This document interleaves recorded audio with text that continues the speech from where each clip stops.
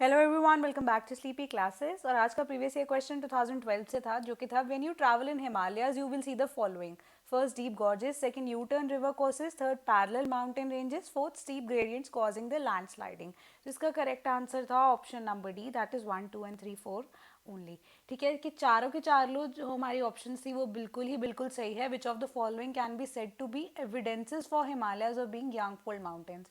ठीक है, तो यंग फोल्ड माउंटेन्स में जब मैंने आपको पढ़ाया था, जब हमने माउंटेन रेंजेस डिस्कस की थी, तो हमने कहा था कि बहुत सारी रिवर्स है हिमालयस की। पर्टिकुलरली जब हमने बात की थी रावी की बात की थी, जेलम की बात की थी, तो डीप गॉर्जेस भी फाइंड करते हैं। ठीक है, फॉर्म करती हैं, हिमालयन रिवर ही है। यूटर्न रिवर कोर्सेज भी है ब्रह्मपुत्र का अगर डिस्कस करते हैं। पैरेलल माउंटेन रेंजेस भी हैं हमारे हिमालयस में, 3 रेंजेस में डिवाइडेड है। Steep gradients causing land sliding, ये भी हमने डिस्कस किया था कि हिमालयस का एक फीचर है, क्योंकि हम कह सकते हैं कि बहुत ही अनस्टेबल रेंज है हमारी यंगफोल्ड माउंटेन्स की, हिमालयस की। तो ये चारों के चारों जो ऑप्शन है बिल्कुल ही करेक्ट है। आज का चैप्टर है land resources and agriculture, chapter 6 NCERT class 12 का। तो लैंड रिसोर्सेज में हम देखेंगे सबसे पहले हमारी इकोनॉमी में क्या क्या चेंजेस हुए। लैंड रिसोर्सेज में बेसिकली अगर हम बात करते हैं तो हमारे लैंड से रिलेटेड या एग्रीकल्चर से रिलेटेड ही बात करेंगे। तो हमारी इकोनॉमी में क्या क्या चेंजेस आए हैं हम देख रहे हैं। सबसे पहले साइज ऑफ द इकोनॉमी। ठीक है, साइज ऑफ द इकोनॉमी की जब हम बात करते हैं कि वो बहुत ज़्यादा हम कह सकते हैं साइज चेंज हो चुका है, क्योंकि हमारी population day to day increase हो रही है। तो सिमिलरली हमारी इकोनॉमी भी सेम नहीं रहेगी, स्टेबल नहीं रहेगी। सिमिलरली हमारी जो इकोनॉमी का साइज है दैट विल इंक्रीज। और composition of the economy, again पहले प्रीवियसली अगर हम बात करते हैं सिर्फ और सिर्फ एग्रीकल्चर के ऊपर हमारा जो देश है वो चल रहा था, बट धीरे धीरे से जैसे जैसे मॉडर्नाइजेशन हुई, हमारे पास क्या है, प्राइमरी के बाद हमारे पास सेकेंडरी और टर्शरी सेक्टर भी आ गए। ठीक है, तो हमारी इकोनॉमी जो है अब सेक्टोरल शिफ्ट्स में हम देख रहे हैं कर रही है, चल रही है। कॉन्ट्रीब्यूशन ऑफ एग्रीकल्चर, अब एग्रीकल्चर की कंट्रीब्यूशन ओवरऑल अगर हम बात करें जीडीपी में, उसका ज़रूर हम देख सकते हैं वैल्यू जो है जल्दी से जल्दी या फिर बहुत ही फास्ट रेट पे हम देख रहे हैं कि कम हो रहा है, but dependency on the land remains the same. मैं रिपीट करती हूँ ये चीज़ कि हम ये देख रहे हैं कि हमारे शिफ्ट हो रहे हैं, बिल्कुल सेक्टोरल शिफ्ट हो रहे हैं हमारी इकोनॉमी में। एग्रीकल्चर के ऊपर प्रेशर तो सेम ही रहेगा ना जीडीपी में, चाहे एग्रीकल्चर का रोल उतना अभी फिलहाल हम देख रहे हैं कि बहुत इंक्रीजिंगली रेट पे कम हो रहा है, बट अगर हम बात करें dependency on the land that is remaining the same. और पर्टिकुलरली हम देख रहे हैं वो इतने लेवल पे या इतने जल्दी जल्दी जो है कम नहीं हो रहा है। तो basically we are still dependent on agriculture somehow, अगर हमें सस्टेन करना है अपने आप को। तो हम देख रहे हैं कि एग्रीकल्चर में चेंजेस के बाद या सेक्टोरल शिफ्ट्स के अंडर जो है कुछ कुछ चीज़ों में बहुत ज़्यादा इंक्रीज हुआ, यानी ग्रोथ हुई, कुछ चीज़ें डिक्लाइन हुई। तो जिनमें ग्रोथ हुई वो है शेयर एरिया अंडर फॉरेस्ट। पहली चीज़ है कि शेयर एरिया जो अंडर हमारा फॉरेस्ट था वो हम देख रहे हैं वो बढ़ गया। वो क्यों हुआ? क्योंकि हमारे जो गवर्नमेंट ने स्टेप्स उठाए, प्रोटेक्टेड एरियाज कुछ बना के रख दिए। ठीक है, कि हमारा फॉरेस्ट एरिया ये हमने मार्क कर दिया, इसको कोई नहीं छेड़ेगा। तो पर्टिकुलरली हमारा जो फॉरेस्ट के अंडर लैंड है दैट ग्रू।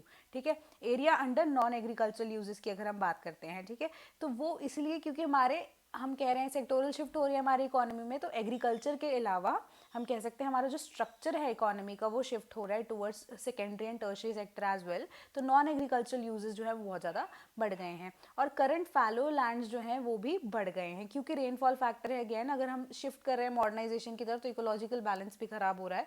तो रेनफॉल फैक्टर जो है, क्योंकि अभी हमारे पास इतना इरीगेशन डेवलप नहीं हो पाया है कि हम हर एक जगह पे देख सकते हैं आगे, तो रेनफॉल का फैक्टर हमेशा एक प्राइम जो है ले रहता है एक इशू। ठीक है, तो रेनफॉल जहाँ पे हम देख रहे हैं ड्यू टू मॉडर्नाइजेशन कहीं ना कहीं डिक्रीज हो रही है, तो फैलो लैंड्स भी अकॉर्डिंगली हम देख रहे हैं वो भी इंक्रीज हो रहे हैं। तो बात करें डिक्लाइन, कुछ कुछ चीज़ें जो है वो कम हुई हैं। सबसे पहले हमारे पास barren and wasteland and culturable wasteland, वो भी हम देख रहे हैं वो कम हो गया है, क्योंकि हमारे जो प्रेशर है, यानी कि ये एक बेटर चीज़ है, अच्छी चीज़ है, क्योंकि हमारे जो प्रेशर है लैंड के ऊपर वो तो बढ़ रहा है। ठीक है, लोगों को खाने के लिए तो चाहिए, साथ ही साथ एग्रीकल्चर जो हम लैंड देख रहे हैं वो यूज़ हो रहा है फॉर मतलब हाउस बिल्डिंग के लिए भी आजकल जो कॉन्सेप्ट चलना शुरू हो गया। तो इसलिए हमारे जो बैरन एंड वेस्ट लैंड या कल्चरेबल वेस्ट लैंड है उसके ऊपर प्रेशर बढ़ गया है। इस वजह से हम क्या करते हैं, उस पर मॉडर्न टेक्निक्स लगाते हैं, उसको एग्रीकल्चर के लिए या नॉन एग्रीकल्चर सेक्टर्स के लिए यूज़ कर देते हैं कि खाली ज़मीन पड़ी है, इसके ऊपर एक्सपेरिमेंट कर सकते हैं, एग्रीकल्चर प्रोडक्ट भी अगर उग सकते हैं इसमें तो उसे उगाया जाए। या अगर नहीं यूज़ हो रहा है, बिल्कुल ही बैरन या फैलो लैंड है, तो हम उसको एग्रीकल्चरल सेक्टर के लिए या नॉन एग्रीकल्चरल सेक्टर के लिए पर्टिकुलरली भी यूज़ कर सकते हैं। Similarly tree crops and net sown area वो भी बढ़ गया है, क्योंकि हम नॉन एग्रीकल्चरल कॉन्सेप्ट को ज़्यादा फॉलो कर रहे हैं, सिर्फ क्रॉप्स के ऊपर अब आजकल हम नहीं इतना फोकस कर रहे हैं। बाकी अदर जो हम देख रहे हैं types of crops which are non agricultural, ठीक है, कि एग्रीकल्चर में इंक्लूड नहीं होती है वो हम देखते हैं टर्शरी या प्राइमरी सेक्टर, सॉरी प्राइमरी नहीं, सेकेंडरी सेक्टर में, जैसे हमारी कॉफ़ी प्रोडक्शन वगैरह एंड ऑल हो गई है, that we do not generally include in the, अगर एग्रीकल्चर की हम बात करते हैं तो, ठीक है।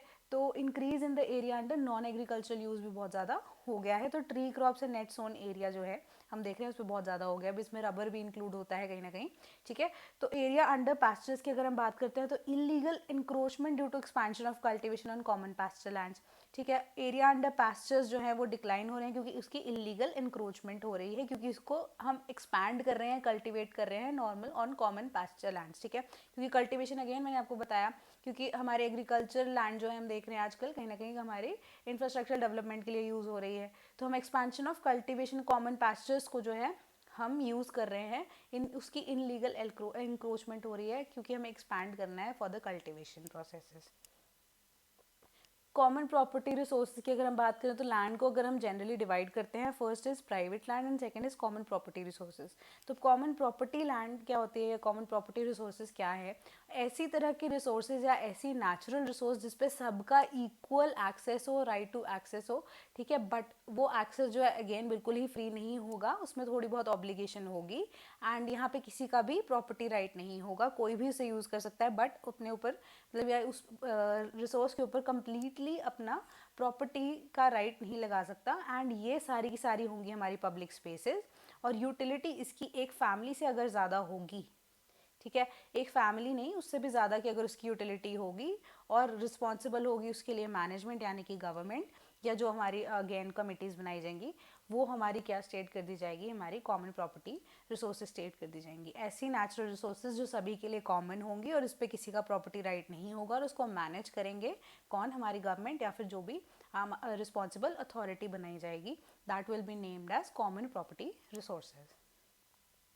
तो अब एग्रीकल्चरल लैंड की यूजेज अगर हम देखते हैं तो हमारा अगर लैंड की पर्टिकुलरली बात कर रहे हैं यहाँ पे, एग्रीकल्चर की नहीं, ज़्यादातर लैंड की यूजेज क्या है हमारे पास कि contribution of land in agriculture, के लैंड को ही बेसिकली हम यूज़ करते हैं एग्रीकल्चर प्रोसेस के लिए, ठीक है। अब लैंड कैसी है कैसी नहीं है वो सिर्फ एग्रीकल्चर के लिए बनी है या नहीं बनी है, कंट्रीब्यूशन तो है ना हमारी लैंड का एग्रीकल्चर के प्रोसेस में। सिमिलरली क्वालिटी ऑफ लैंड देखते हैं हम, जब एग्रीकल्चर के पर्सपेक्टिव से देखते हैं कि हम कंट्रीब्यूशन ऑफ लैंड बेसिकली कि लैंड हमारे पास एग्जिस्ट कर रही है, सेकेंडली हम देखते हैं कि हमारे पास कैसी क्वालिटी ऑफ लैंड एग्जिस्ट कर रही है, कि वो प्रोडक्टिव है नहीं है, अगर नहीं है प्रोडक्टिव किस तरह की क्रॉप्स ग्रो होंगी, प्रोडक्टिव है तो किस तरह की क्रॉप ग्रो होगी। एंड सिमिलरली अगर हम बात करते हैं लैंड की ओनरशिप की, एक हम ये चीज़ कंसेप्ट लेके चलते हैं कि ज़मीन लेकर रख लो आगे जाके फ़ायदा तो देगी ही। सो सिमिलरली अगर हमारे पास लैंड ओनरशिप है तो कॉन्टिजेंसी में, इमरजेंसी में या कोई भी हम देखते हैं ऐसी आपदा आ जाती है, तो इन दैट केस अगर जो ज़मीनों वाले लोग होते हैं कहीं ना कहीं वो एक बेटर सिचुएशन में रहते हैं as compare to landless people. तो लैंड की यूजेज इंडिया में बहुत ही ज़्यादा हम कह सकते हैं इम्पॉर्टेंट है, लोगों का मानना है ये भी कि लैंड होना इंडिया में इज़ अ मस्ट। तो अब हम देखते हैं क्रॉपिंग सीजन्स इन इंडिया। हमारे पास 3 सीजन आते हैं, खारिफ, राबी एंड जैद, ठीक है।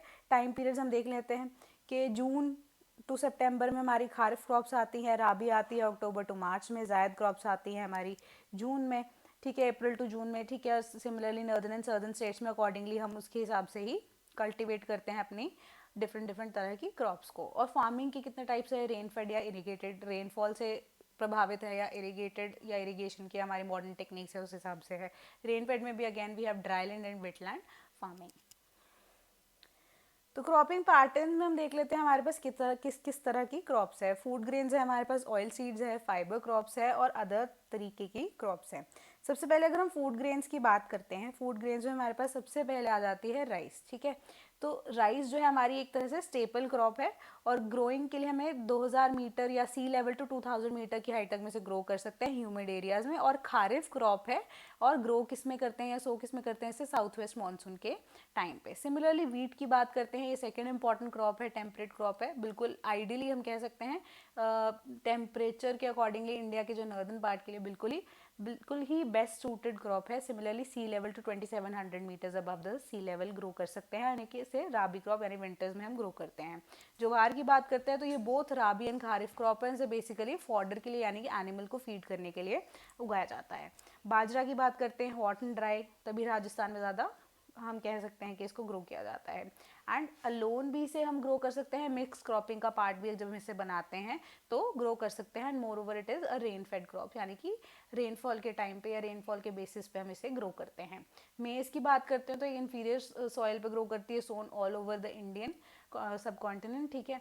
एंड सेमी एरिड क्लाइमेट में यानी कि हम कह सकते हैं इंडिया के क्लाइमेट के लिए बेस्ट सूटेड है। एंड इसकी अगर हम बात करते हैं प्रोडक्टिविटी की या आउटपुट की, is the highest as compare to other हम क्रॉप्स की अगर हम बात करें, क्योंकि इट इज़ इन्फीरियर सॉइल पे है, ठीक है। तो similarly it is an important crop क्योंकि ऑल ओवर इंडिया में इसे कहीं पे भी ग्रो कर सकते हैं। पल्सेस की बात करते हैं, इसे में हम बेसिकली जब हम शिफ्ट करते हैं अपनी क्रॉप्स को तो उस टाइम पे भी ग्रो कर सकते हैं, क्योंकि इसे लेग्यूम क्रॉप बोलते हैं, लेग्यूमिनस क्रॉप्स भी बोलते हैं। इसकी नेचुरल फर्टिलिटी यानी कि नाइट्रोजन फिक्सेशन का काम करती हैं इसकी हमारी जो रहती है रूट्स पल्सेस की, तो ये रेन फेड होती हैं। अगेन इन्हें ग्रो करना भी बहुत सिंपल होता है as compare to other crops, ठीक है। सिमिलरली अगर हम ग्राम की बात करते हैं, वो भी सब ट्रॉपिकल एरिया में ग्रो करती है, रेन फेड क्रॉप है, लाइट शावर्स चाहिए, इतना कुछ हम देखते हैं ताम झाम वाला काम नहीं है as compare to rice and wheat, जो कि बहुत ही डेलिकेट है as compare to other crops. Similarly तूर की बात करते हैं तो ये पल्स है, अगेन रेन फेड है और मार्जिनल लैंड्स में ग्रो करती है। ऑयल सीड्स की बात करते हैं जहाँ से हमें ऑयल्स डिराइव होते हैं, ठीक है। ये भी क्या है, रेन फेड खारिफ क्रॉप है ऑफ ड्राई लैंड, ठीक है। बट वेर एज साउथ की अगर हम बात करते हैं तो इसे राबी क्रॉप में ग्रो किया जाता है, as a rabi crop grow किया जाता है। रेप सीड एंड मस्टर्ड की बात करें तो सब ट्रॉपिकल क्रॉप है, एग्जाम्पल क्या हमारे पास राई हो गई, सरसों होगी, तोरिया होगी। अदर ऑयल सीड्स हमारे पास क्या क्या आ जाते हैं, सोयाबीन एंड सनफ्लावर, जिसको हम एज अ माइनर क्रॉप लेकर कंसिडर करते हैं। फाइबर क्रॉप्स अगेन जहाँ से फाइबर डिराइव होता है। कॉटन की बात करें, सब ट्रॉपिकल क्रॉप है, खारिफ सीजन में ग्रो करती है, इसको क्या चाहिए, क्लियर स्काई चाहिए फ्लावरिंग स्टेज में, ठीक है। अगेन यहाँ पे हमारे पास clear sky at during the flowering stage, ये चीज़ हमें याद रखने की ज़रूरत है एज कम्पेयर टू जब हम कॉटन की बात करते हैं। जूट है हमारी कैश क्रॉप है वेस्ट बंगाल की, ठीक है। और साथ ही साथ cloth, bags, sacks, decorative items भी हम देखते हैं जूट में यूज़ होती है for making it. Other crops की बात करें, sugar cane again tropical crop है, रेन फेड क्रॉप है, humid and sub humid areas की। टी की बात करते हैं, प्लांटेशन क्रॉप है।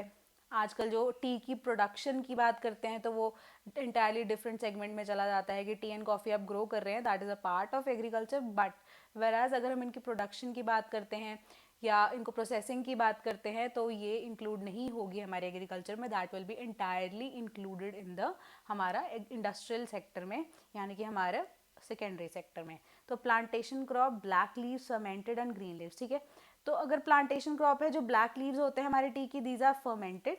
ग्रीन लीव्स जो होते हैं वो अनफर्मेंटेड होते हैं। तो ये किस में रिच होती है, कैफीन एंड टैनिन में, ठीक है।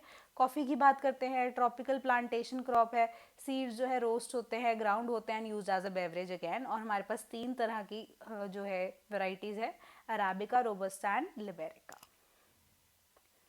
तो स्ट्रैटेजी डेवलपमेंट की अगर हमने बात की, हमारा एग्रीकल्चर ग्रो कैसे किया, तो ये हमें हिस्टोरिकल पर्सपेक्टिव यहाँ पे देखना पड़ेगा। जब इंडिपेंडेंस से पहले हमारे पास जो था सिर्फ और सिर्फ हम अपने सस्टेनेंस के लिए, अपने लिए ही ग्रो करते थे क्रॉप्स, ठीक है। बट जैसे इंडिया आज़ाद हुआ था, गवर्नमेंट वांटेड टू इंक्रीज कि हमारी प्रोडक्टिविटी, क्योंकि हमारा जो मैक्सिमम लैंड था, एग्रीकल्चरल लैंड था, वो पाकिस्तान को चला गया था। तो 1960s से पहले क्या था कि हमारे ऊपर बहुत दबाव था, गवर्नमेंट चाहती थी कि हमारे पास प्रोडक्टिविटी बढ़े, हम लोगों का पेट पाल सकें, ताकि जो है हमारी अगेन स्टैंडर्ड ऑफ लिविंग बढ़ सके। रोटी कपड़ा मकान was the basic necessity at that point. साथ ही साथ ड्रॉट्स आ गए, तो इस वजह से हमारी जो गवर्नमेंट थी उसकी हालत भी बहुत खस्ता थी, and agriculture sector was not very good at that time, ठीक है। तो हमारे पास 1960s में क्या होता है, हमारे पास HYV सीड्स आते हैं। तो HYV सीड्स मेक्सिको में बने थे एक्चुअली, और उसको हमने यूज़ किया इंडिया में 1960s में, जिस वजह से हमारे पास ग्रीन रेवोल्यूशन आई। ग्रीन रेवोल्यूशन के बाद क्या होता है कि ग्रीन रेवोल्यूशन होने के बाद इरिगेटेड लैंड्स, जब मैंने आपको पॉलिटी में भी पढ़ाया था ये चीज़, तो जो जितने भी इरिगेशन जहाँ पे इजीली अवेलेबल थी, जैसे पंजाब हरियाणा वाली साइड पे जहाँ पे इरिगेशन बहुत आसान थी, वहाँ के farmers they got rich very fast, क्योंकि आउटपुट बहुत ज़्यादा बढ़ गई थी ग्रीन रेवोल्यूशन में। तो जो यूपी एंड ऑल साइड के जितने भी फार्मर्स थे, क्योंकि वहाँ पे इरिगेशन फैसिलिटीज़ नहीं थे, तो यहाँ पे भी हम देखते हैं कि फार्मर्स में भी पोलराइजेशन हो गई थी, अमीर और अमीर हो गए, गरीब और गरीब हो गए।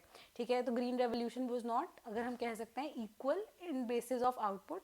तो साथ ही साथ जो हमारी फार्मिंग की जो थी, इसमें अगेन पोलराइजेशन बढ़ गई थी। तो ग्रीन रेवोल्यूशन से हमारे पास टेक्निक्स भी आई, फार्मिंग टेक्निक्स आई, HYV सीड्स आए। तो बट आफ्टर ग्रीन रेवोल्यूशन क्या होता है, हम धीरे धीरे और सेक्टर्स में भी अपने आप को बढ़ाना शुरू कर देते हैं। फार्मिंग के अलावा भी हम डेयरी प्रोडक्ट्स की बात करते हैं, और बहुत सारे जो है एस्पेक्ट हैं उनको भी कंसिडर करना शुरू कर देते हैं। तो इस वजह से हमारे पास और भी बहुत सारे जो है चीज़ें गवर्नमेंट के दिमाग में आती हैं। तो ग्रीन रेवोल्यूशन के बाद 1991 में हमारे पास जो इकोनॉमिक पॉलिसीज़ आई, तो उसके बाद एक हमेशा से टिल डेट यही चर्चा रहती है कि सब्सिडीज़ के ऊपर या लॉज के ऊपर, लैंड के ऊपर हमेशा से ही कोई ना कोई इशू क्रिएट होकर रह जाता है, जिस वजह से फार्मर्स कभी नाराज़ हो जाते हैं, कभी दूसरे सेक्टर्स के लोग नाराज़ हो जाते हैं। तो स्ट्रैटेजिकली हमें डेवलप करने की ज़रूरत अभी भी कहीं ना कहीं है। Growth of agricultural output and technology. तो हमारा एग्रीकल्चर ग्रो कैसे करेगा, आउटपुट कैसे बढ़ेगी, टेक्नोलॉजी के बेसिस पे बढ़ेगी कैसे, वो सब चीज़ देखेंगे। तो सबसे पहले इनिशियली हमने अपनी प्रोडक्शन को बढ़ाना था।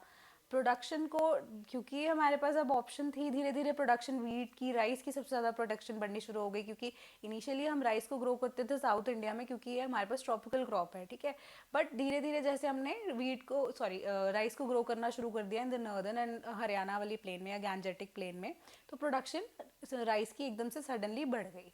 ठीक है, तो प्रोडक्शन जो है धीरे धीरे हमने इंक्रीज करना शुरू कर दिया। साथ ही साथ एक्सपेंशन ऑफ इरिगेशन, इरिगेशन के लिए हमने क्या किया, कैनाल्स बनाने शुरू कर दिए। धीरे धीरे इरिगेशन की और सारे टेक्निक्स, मेथड, मॉडर्नाइजेशन, इंडस्ट्रियलाइजेशन को अपनाया, और इरिगेशन हमारा धीरे धीरे बढ़ना शुरू हो गया।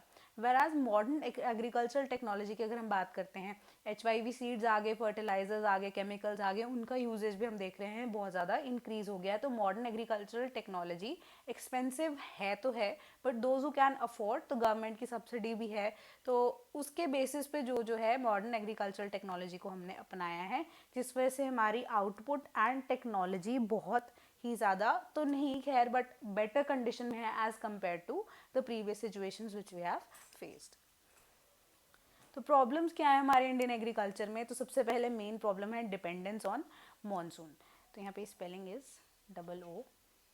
ठीक है, डिपेंडेंस ऑन मॉनसून। अभी भी हम देखते हैं हमारी इरिगेशन जो है completely all over the country equally हम नहीं देख सकते कि ये पहुंची है। तो हमारा मानसून पर डिपेंडेंसी अभी भी लोगों की या फिर फार्मर्स की पर्टिकुलरली बहुत ज़्यादा रहती है। तो ये एक इम्पॉर्टेंट फैक्टर रह जाता है टिल डेट के एग्रीकल्चर में, हम मानसून पे बहुत ज़्यादा डिपेंडेंट हैं, पर्टिकुलरली साउथ वेस्ट मानसून के ऊपर। ठीक है, कि हम ये इजीली सुनते हैं कि मानसून अच्छा होगा तो फसल अच्छी होगी। सिमिलरली लो प्रोडक्टिविटी, वही बात है कि हम अपने आप को पिछली सिचुएशन से अभी खुद को कंपेयर करते हैं, तो we find ourselves in a better position. But अगर हम बात करें अदर डेवलपिंग या डेवलप्ड कंट्रीज़ की, USA से, रशिया को खुद को कंपेयर करें, तो हमारी पर हेक्टेयर आउटपुट या हमारी productivity is still very low as compare to other countries. Similarly constraints of financial resources and indebtedness, कि अगेन वो जो जितनी भी हमारे पास टेक्नोलॉजी नहीं आ रही है, उसको लेने के लिए, खरीदने के लिए लोगों के पास या किसानों के पास पैसे नहीं हैं, वो कर्जा लेते हैं, कर्जा लेने के बाद फसल उगाते हैं। एंड टिल डेट हम देखते हैं डिपेंडेंस ऑन मॉनसून भी रहती है, अगर फसल अच्छी नहीं हुई इंडेटनेस बढ़ जाती है, फाइनेंशियल रिसोर्सेज की कमी टिल डेट फार्मर्स के पास है। साथ ही साथ lack of land reforms, again इसका भी इंडेटनेस से कहीं ना कहीं हम देखते हैं कि लिंकेज है, कि पैसे लेते हैं, पैसे लेने कहाँ से हैं, हम देखते हैं कि रिफॉर्म्स के हिसाब से हम के जो एक हमारा लैंडलॉर्ड होता है उनसे हम ले लेते हैं पैसे, या हम आड़तीय जो वर्ड यूज़ करते हैं उनसे पैसे ले लेते हैं। तो रिफॉर्म्स अभी कहीं ना कहीं आए ही नहीं है उस हिसाब से, it is just on paper. Implication की, एप्लीकेशन की बात करते हैं तो लैंड रिफॉर्म्स जो हैं हमें फिर से लेके आने की ज़रूरत है, बेटर इम्प्लीमेंटेशन की ज़रूरत है। लैक ऑफ कमर्शलाइजेशन, ठीक है, तो जितने भी हम देखते हैं अभी भी फार्मर्स कुछ ना कुछ ऐसे हैं, वो सिर्फ और सिर्फ अपनी सेल्फ कंजम्पशन के लिए ग्रो कर रहे हैं क्रॉप्स को, और उनको हम कमर्शलाइज कैसे करें, बनाएं कैसे कि वो मार्केट में प्ले करें एज अ खुद से एक एंटिटी, वो चीज़ को भी अभी ध्यान में लेके आना बहुत ज़रूरी है। वास्ट अंडर एम्प्लॉयमेंट, कि लोग जो हैं आजकल खुद से सरकारी नौकरी के पीछे भाग रहे हैं, they want to start towards industrial sector also, but कोई भी एग्रीकल्चर में आने को तैयार नहीं है। तो क्योंकि यहाँ पे हमारे पास अपॉर्चुनिटीज़ भी हैं, but still under employment exist कर रही है। डिग्रेडेशन ऑफ कल्टिवेबल लैंड की अगर हम बात करते हैं, क्योंकि हमारे पास अब लैंड के ऊपर बहुत ज़्यादा हम देखते हैं कि प्रेशर है, क्योंकि कल्टिवेबल लैंड जो है पर्टिकुलरली अगेन हम यूज़ कर रहे हैं नॉन फार्मिंग एग्रीकल्चर एक्टिविटीज़ की वजह से भी, ठीक है। तो कल्टिवेबल लैंड जो है उसके ऊपर प्रेशर बहुत ज़्यादा बढ़ जाता है, केमिकल्स का इंक्रीज़ भी काफ़ी ज़्यादा हो रहा है, ठीक है। तो कल्टिवेबल लैंड है उसकी जो कहीं ना कहीं डिग्रेडेशन हो रही है, और उसके ऊपर बहुत ज़्यादा प्रेशर होने के साथ साथ क्या हो रहा है कि उसकी प्रोडक्टिविटी या उसकी फर्टिलिटी में भी कमी आ रही है।